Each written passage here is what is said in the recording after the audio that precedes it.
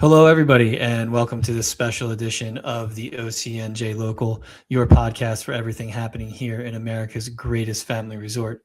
We're your hosts, Dominic Doherty and Drew Fazy. And we are your local guys. Joining us today in the Ulmer's Appliance Studios is a candidate for mayor, second ward councilman, Mr. Keith Hartzell. Keith, thanks for joining us today. Hey, thanks for having me. I appreciate it. Palatial Studios here, so I'm very impressed. Oh, thank you. We appreciate it. We're glad we were able to make it work here. So the format for this series is going to be the same as it was when we did city council. I believe that was 2 years ago. Every candidate's going to come, sit down. We're going to ask all the candidates the same questions. Each candidate is going to have 2 minutes to answer those questions. At the end of the interview, they'll get 2 minutes to kind of wrap up and let the voters know a little bit more about their message. For this intents purposes, Drew's going to ask all the questions. I'm going to keep time. As you get close to your 2 minutes, I'll kind of give you like a 10-second warning here. Okay. If you do that, I'll let you know, hey, it's time to wrap it up. All right. So Drew, I'll leave the floor to you and go ahead. Okay. So Keith, to try to ease into this, we're going to do 3 questions that are yes or no answers. All right. Okay.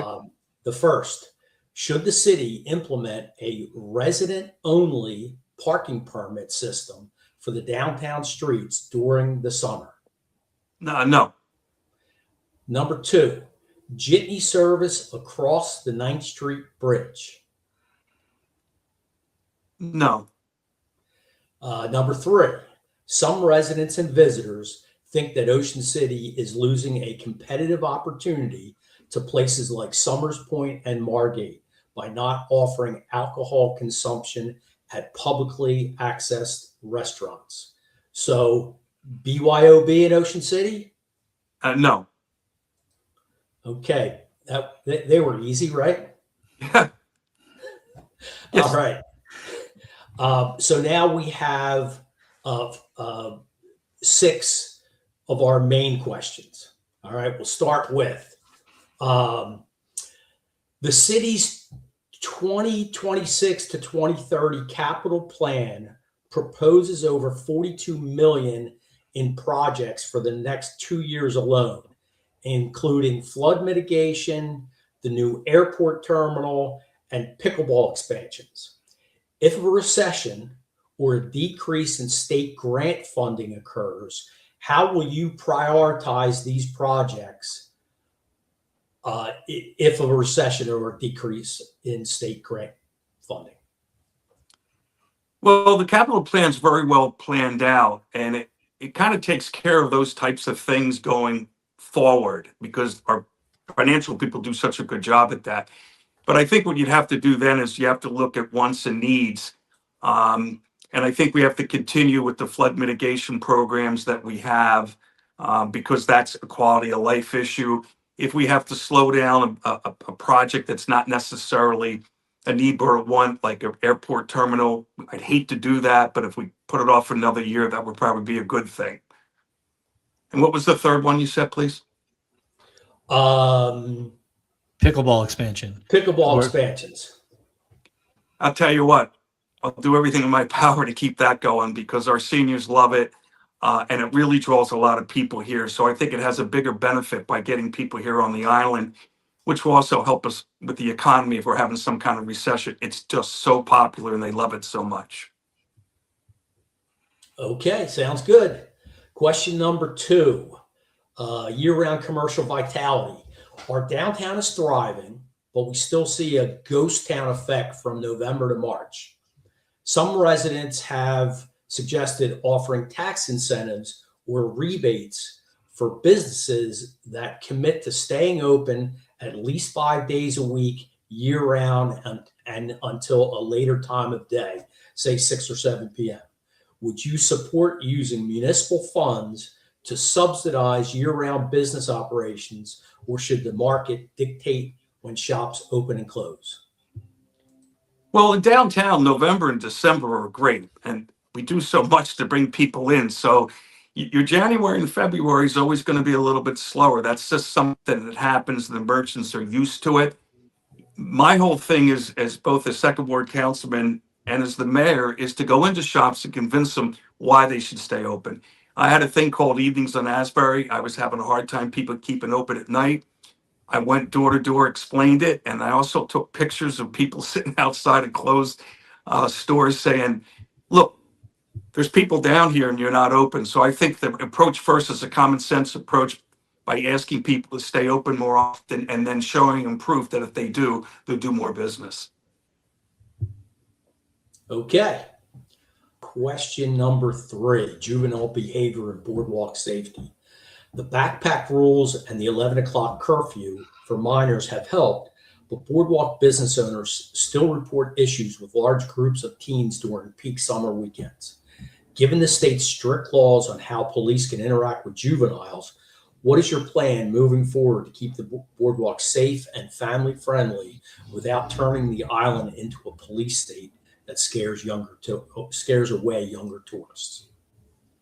What I like about our police chief, Bill Campbell, is when I was working up the boardwalk and first started, 11 o'clock, 12 o'clock at night, there he goes walking down the boardwalk. He's very hands-on. So the plan is to continue to work with him. So if there's an issue, you go to the merchant, talk to him, have the chief with you, make sure that we're communicating with them what we're doing, make sure we're listening to the problems and taking care of it.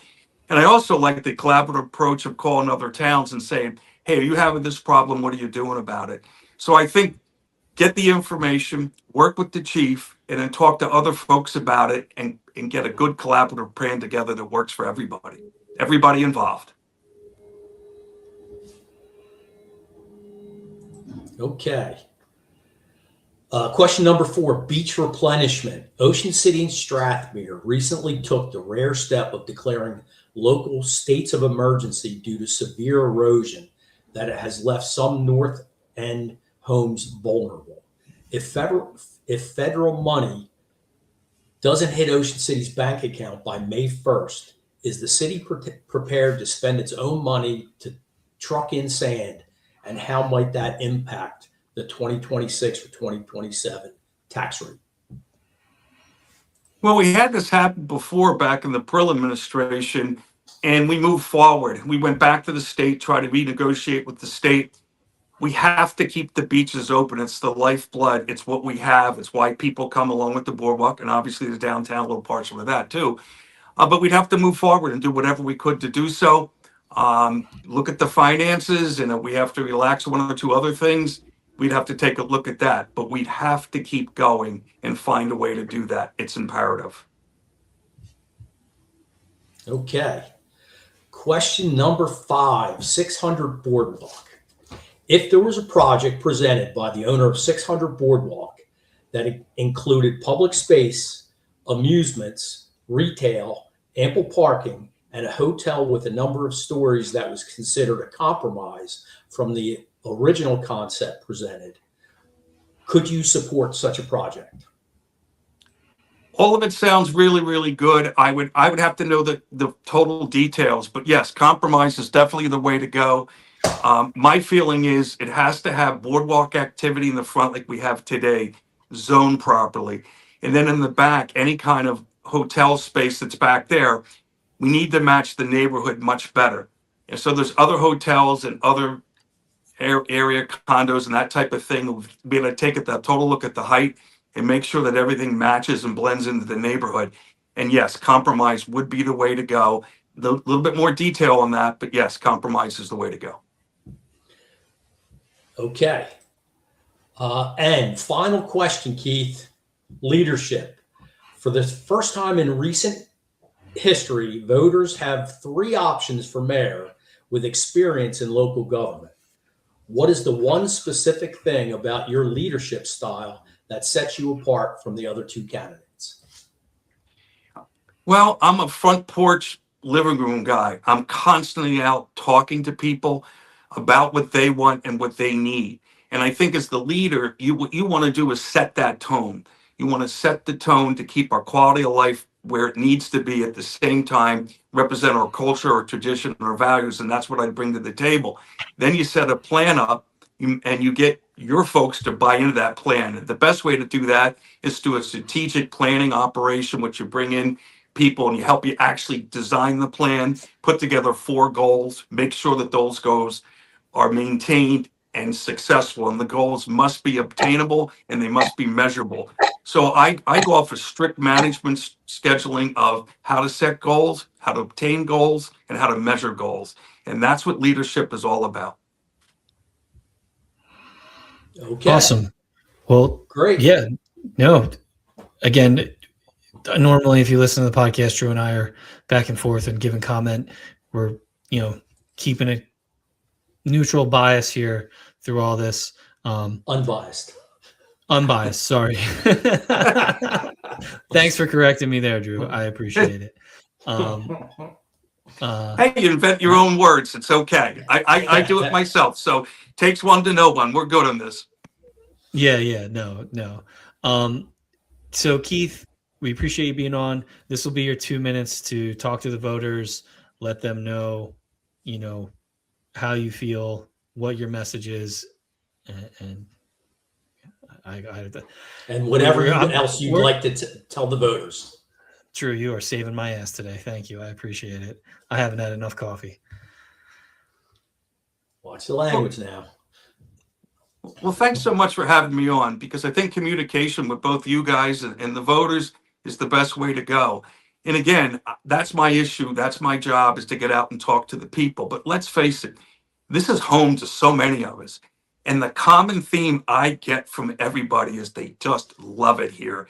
And that's the key to it. At the same time, I want to keep a mindful eye on quality of life issues. When I was in a second ward interview, I talked a lot about parking, and I want to make sure that we look at the changing way we do business, which is a lot of nightly rentals, 5-bedroom, 6-bedroom, 7-bedroom homes. So, 6, 7 cars. I want to be able to make sure that we provide the necessary parking so everybody can enjoy themselves.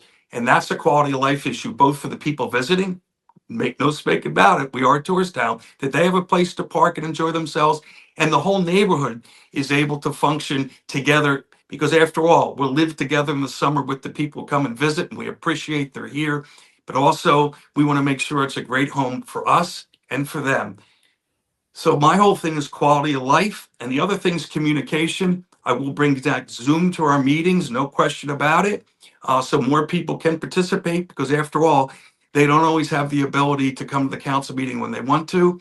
Another thing that I did is, when I had my Ward 2 meeting, I sent an postcard invite to every residence in my ward. And I would do that again. And what I'd like to do is set up a budget for each ward person to have one meeting a year where they're able to do that kind of invitation, because I got hundreds of people out. What that would allow us to do is, all the at-large people can come. The ward people obviously will be there. We'll go from ward to ward to ward. I'll be there, and there'll be like 4 mini town meetings, but it'll be focused on their neighborhood and their individual needs. And that would be a great way to get information and really help us govern for the quality of life that we so much here, and the tradition, the values that we've come to love so much as America's greatest family resort. Okay. Awesome. Well, again, Keith, thanks for being on today. We really appreciate it. This has been the OCNJ Local, your podcast for everything happening here in America's greatest family resort. Thank you, Keith. You're welcome.